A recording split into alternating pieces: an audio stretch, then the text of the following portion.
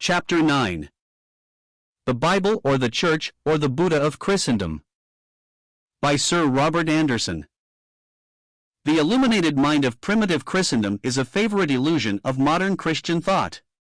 It is the popular belief that in the early centuries of our era, in the days of the undivided Church, the faith was pure, and a high morality marked the lives of those who professed it. To dispel so pleasing an illusion is an uncongenial task. But the role of the iconoclast is sometimes a useful one. When the brazen serpent became a fetish in Israel, and the people burned incense to it, the good King Hezekiah contemptuously called it a bit of brass, and break it in pieces. And since the Church has become an idol and an enemy to Christianity, it becomes a duty to expose the falseness of its pretensions.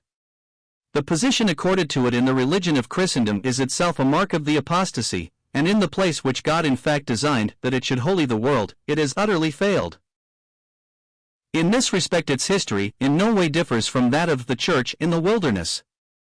In the one case as in the other, it is a story of divine forbearance and of human failure and sin. When Israel's redemption was accomplished, and the mediator of the covenant had gone up to God, the people forthwith showed themselves to be stiff-necked by making the golden calf. And thereupon Moses took the tabernacle and pitched it without the camp, and every one that sought the Lord went out unto the tabernacle of the congregation, which was without the camp. Organized religion proved a failure at the very outset. And so has it been in Christendom. Even in apostolic times incipient apostasy had declared itself, and the very epistle which was written expressly to unfold the right of access to God in virtue of the eternal redemption secured in Christ, gives prominence to the exhortation to go forth unto him without the camp. Upon him, only and altogether, spiritual blessing depends. Of the Church of the Martyrs we would speak with deep and unfeigned respect. The noble testimony rendered by the devoted lives of Christians, amidst the indescribable sufferings of those awful times, is the heritage of the Church in all succeeding ages. And yet it is a startling fact that, even in presence of the constant danger of terrible persecution, abounding false doctrine produced its kindly fruit in lowering the standard of Christian morality. Cyprian, the enthusiastic admirer and disciple of Tertullian, was born about the beginning of the 3rd century.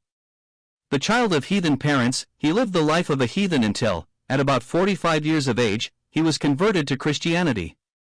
Within a few months after his baptism he was ordained presbyter, and some 3 years later, 248, he became Bishop of Carthage.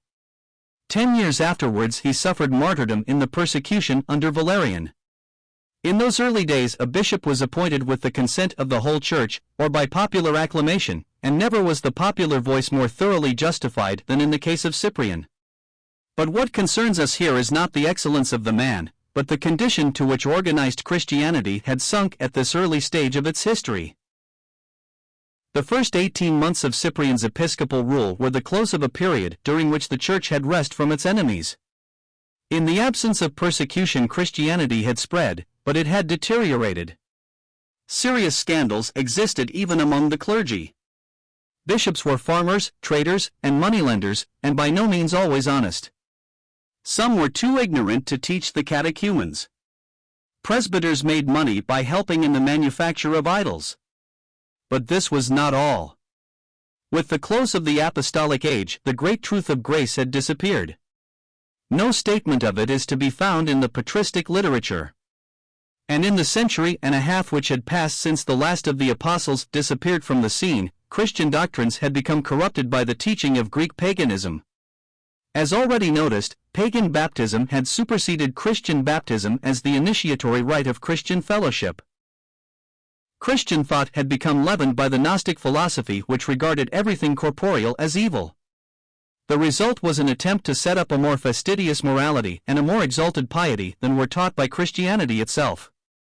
Christianity raised the marriage relationship to a dignity it had never before possessed, but Gnosticism taught the Church to disparage it and to confound asceticism with sanctity. And even in those early days a system of pledged celibacy led to the deplorable evils which have always characterized it. There is no sadder reading than the story of saints shut up in lonely cells, and wasting their lives in wrestling with evil passions which Christians who make no special claim to saintship overcome, as God intended they should be overcome, by turning away from them to the healthy activities of Christian work, or the no less healthy duties of a useful life. The divine command, like all divine commands, is intensely reasonable: flee youthful lusts, but follow after righteousness, faith, love, peace, with them that call on the Lord out of a pure heart, not abstract virtues to be spun out, like a spider's web, in solitude and gloom, but Christian graces to be cultivated in an active life, helped and gladdened by Christian fellowship, the companionship, not of monks or nuns, but of all like-minded. Footnote Y. The Apostle demands, "Do ye subject yourselves to ordinances, after the precepts and doctrines of men? Which things have indeed a show of wisdom in will worship, and humility, and severity to the body, but are not of any value against the indulgence of the flesh." Colossians 2 verses 20-23, RV. But the religion of Christendom, in violation of the truth of God and of the common sense of mankind, has ever taught that the better way is for men and women in the flush of youthful vigor to turn away from all that forms the Christian character, and constitutes the true discipline of Christian life, and to shut themselves up to the morbid contemplation of evil, and the effort to overcome it by unchristian asceticism and penances. The result has too often been utter shipwreck of both faith and morals. And not a few who seem to have succeeded have become, not saints, but Pharisees. As regards women, the subject is a delicate one. The vows of a nun are no longer the introduction to a life of sin. In England at least, where the Reformation is a power, it may be assumed that morality is not outraged in a nunnery. But English law and the rights of citizens are outraged there.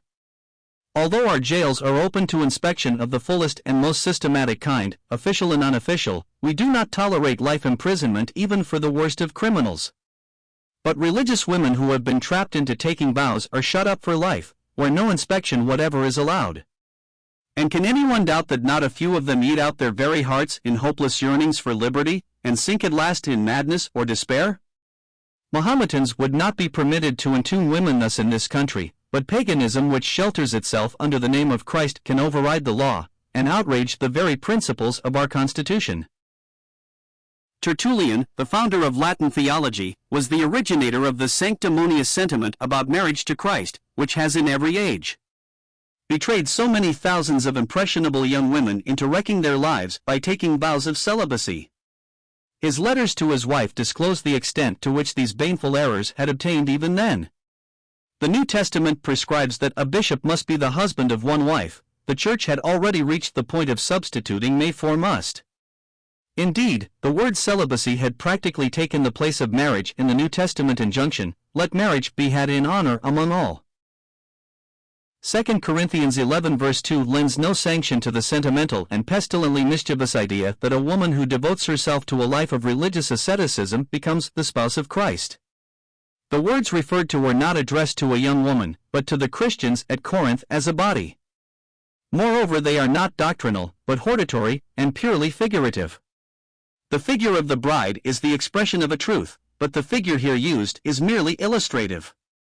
Not even the Church corporately is the bride, a vagary of religious doctrine which Scripture negatives, first by never asserting it, secondly, by teaching that the Church holds a relationship which is inconsistent with it, namely, that of the body of Christ, and thirdly, by assigning the bridal relationship to Israel. It was to Israel that John the Baptist referred in John 3 verse 29, and the bride then disappeared from the New Testament until in the Revelation we read of the New Jerusalem, the future glory of the true Israel. Our mother, see Galatians 4 verse 26. But Ephesians 5 verses 25-33 is conclusive. The earthly relationship is readjusted according to a heavenly standard, and as the Church is the body of Christ, the Christian is to love his wife even as himself. Mark the force of nevertheless in verse 33. Hebrews 13 verse 4, RV. The words which follow in the text prove conclusively the meaning of the exhortation. The marriage intended was no platonic union such as Tertullian might have approved. The results of this pestilent system, even at that early period, may be learned from Cyprian's words. He charges the nuns, the word had not yet been coined, with frequenting public places sumptuously arrayed, alluring the eyes of youth, fomenting lawless passions, and kindling the sparks of desire. He charges them with hearing and taking part in licentious conversations, hearing what offends good morals, and seeing what must not be spoken of. What have the virgins of the Church to do, he exclaims, at promiscuous baths, there to violate the commonest dictates of feminine modesty? The places you frequent are more filthy than the theatre itself, all modesty is there laid aside, and with your robes, your personal honor and reserve are cast off. To appreciate this we must remember that these virgins of the church were held in special honor for their supposed sanctity.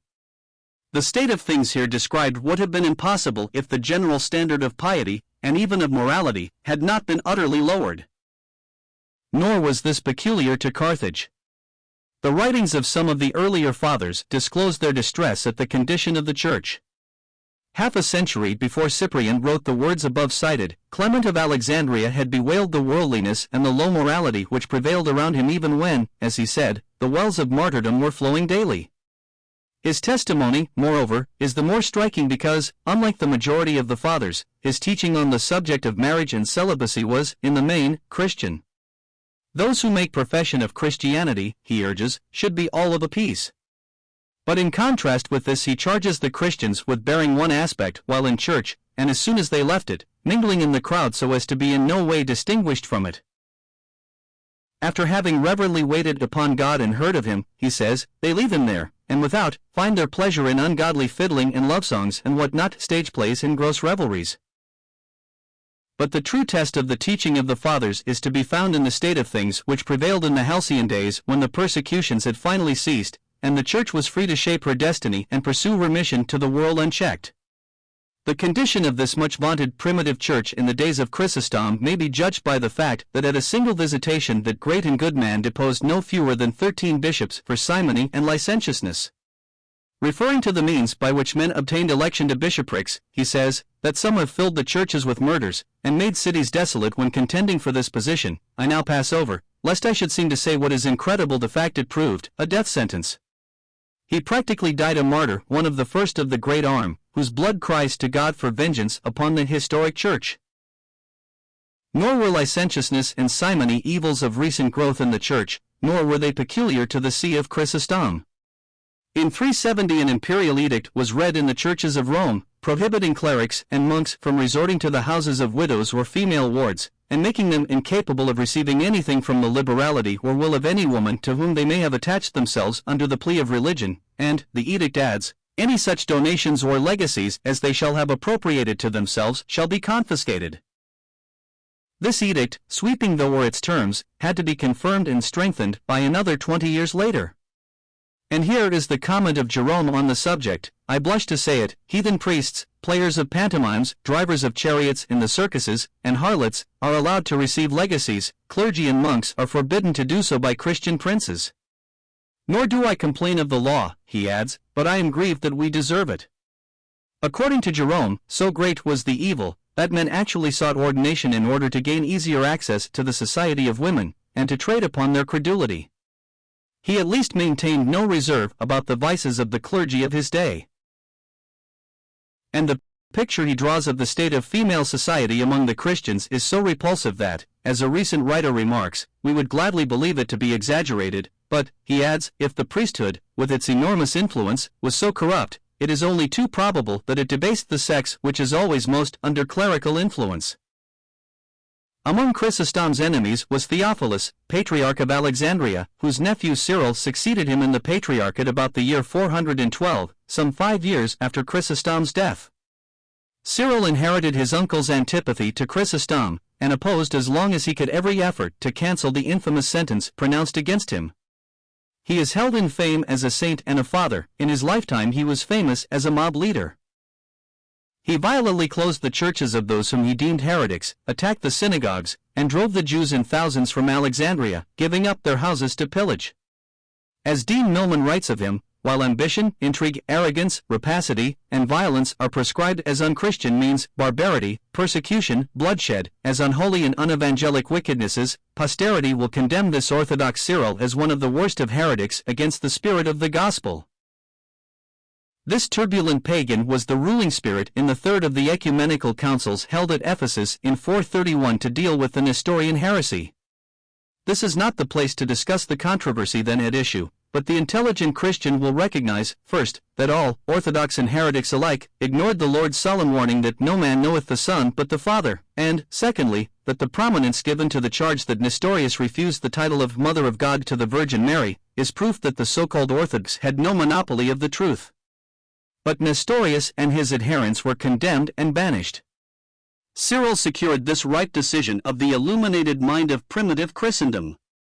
Disgraceful as were the scenes which characterized this ecumenical council, they were far surpassed by those which marked the Council of Robbers, as it is called, which assembled in Ephesus 18 years later. On that occasion the violence of the orthodox majority was unrestrained. They openly called in their hired bullies, and the unfortunate Flavian, Bishop of Byzantium, was so brutally beaten by them that he died from his injuries. That there were men of God among these bishops, whose hearts were filled with shame and sorrow by such proceedings, we may well assume. But the majority of them must have been a set of baptismally regenerated pagans.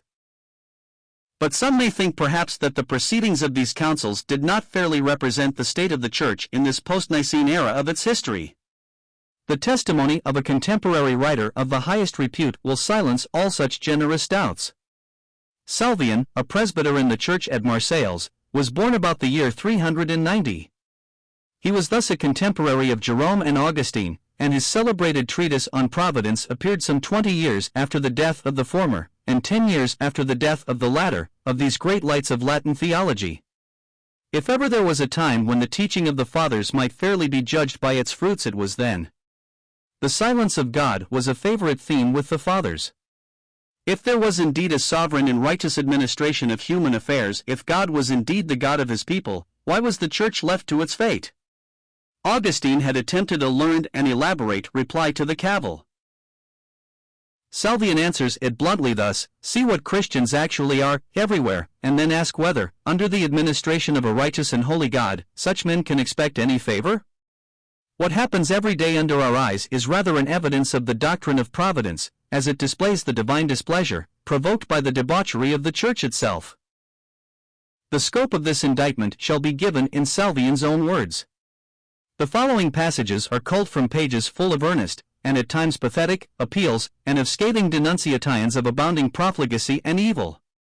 Roman Catholics of course resent his unsparing disclosure of the state of the primitive Church, but no honest mind can fail to be impressed by the transparent truthfulness of his language, and the evident pain which it cost him.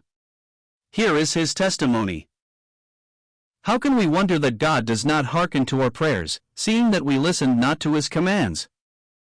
Not merely do we neglect what is enjoined, but with our utmost endeavor we do the very contrary.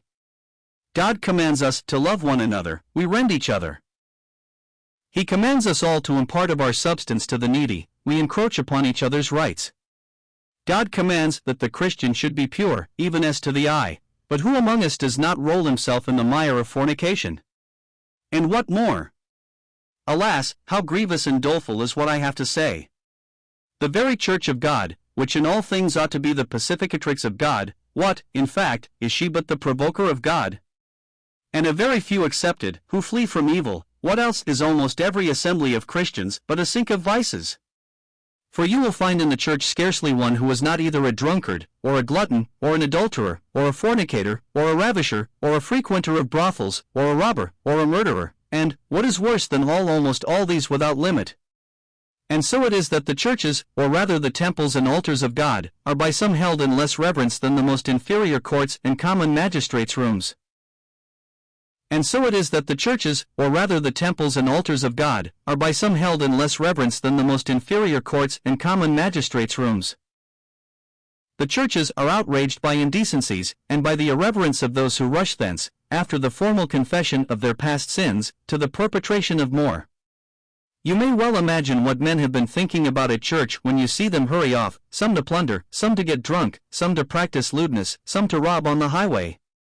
Let us then see whether any of this rank the rich and noble complete exemption from one of these two capital crimes, murder and adultery. Who is there, that if his hands do not reek with human blood, is not soiled with foul impurities? And yet, though one of these burdens is enough to sink a man to perdition, hardly is there a rich man who is not chargeable with both.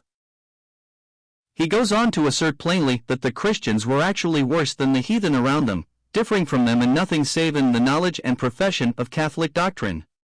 And he goes on to say I must not be understood as affirming this absolutely of the entire mass of the Roman world. For I accept, first, all the monks, and then some even of the seculars, not inferior to them, or, if that be saying too much, at least comparable to the monks in virtuous behavior. As for the rest, all, or nearly all, I affirm to be more guilty than the heathen. Reader, art thou angry at seeing this stated? Condemn me if I lie, condemn me if I do not make good what I assert. If the writer had declared that most of the monks were free from these charges, it would be a grateful relief from the terrible darkness of the picture. But when he says I accept all the monks, it is too obvious that he does so merely on grounds of policy. The sequel, moreover, makes this clear. Later on he breaks through the reserve he had imposed upon himself, and speaks out thus, but it is only the laity, I warrant you, who sin at this rate. Surely not some of the clergy, worldly men, but surely not many of the monks? I, indeed, under a color of religion, sold to worldly vices, these men who, inscribing themselves with a title of sanctity after a course of shameless profligacy and crime, differ from what they were in profession only, not in conduct. Can anyone believe that men should have been thinking anything of conversion and of God, who, abstaining from intercourse with their own wives, have made no scruple of trenching upon the rights of others, and who, while they make profession of bodily continence, act like bacchanals in the debaucheries of the mind? One quotation more. How should we exult and leap for joy if indeed we could believe that the good and the bad were nearly balanced in the church as to numbers? Yeah, how could we be but happy in so thinking, when, in fact, we have to mourn over almost the whole mass as guilty? If all are not equally bad, they would fain be so if they could, and even display an ambition not to be outdone in wickedness. These are but extracts. There is far more besides of the same character. He refers, for example, to the infamous profanity of swearing by the name of Christ, a habit that had long been common with the monks, and in Salvian's time had apparently become habitual. They seem to think, he says, that when they have sworn by Christ their crimes are in some way sanctioned by religion. He cites cases even where men committed shameful acts of wrong because they had already sworn to Christ to do them. The morality of the early Christians is one of Gibbon's 5 causes of the growth of Christianity.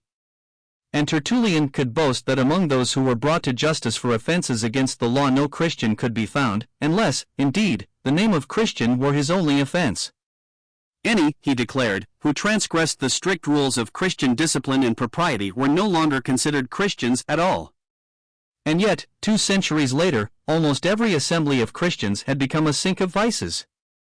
If the ages which followed were dark, as indeed they were, it was because the Church had utterly failed of its mission, and was sunk in error, and evil of every kind.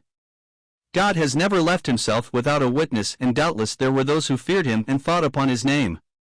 But organized Christianity had disappeared from the earth. When pagan baptism became the initiatory rite of Christian fellowship, the Church of Christendom morally ceased to be the Church of God, and when, the fear of persecution having ceased, pagans flocked in through that open door in thousands, the entire mass soon sank to the level of the heathen world. Indeed, the case might be stated still more strongly. Even the heathen world was scandalized by the exhibition of impurity and hatred presented by what is blasphemously called the Church of God. See how these Christians love one another had given place to see how these Christians hate one another. In the fight for the popedom between the faction of Damasus and of Ursinus, 137 corpses were left on the pavement of one of the churches of Rome in a single day. What wonder that a pagan historian of that age, a man whose writings are praised for the moderation with which he speaks of the Christians, declared that no savage beasts could equal the cruelty of Christians to one another. What wonder that penal laws of merciless severity were needed to keep the baptismally regenerated pagans from turning back to paganism.